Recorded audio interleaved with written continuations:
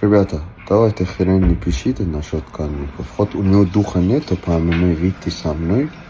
Я согласился на кулаках. Еще я сказал 80 килограмм без проблем. Но Анатолий Сулянов в пресс-конференции мне звонит и предлагает сумму. Хоть он сам и знает, что он мне предлагает другая сумма, а на пресс-конференции звонит, чтобы перед тем показать по-другому. Это нельзя. Я и вам скажу, и ему тоже я написал, что ты хочешь опозорить меня, но это неправильно. Я вам скажу так. У нас была другая сумма.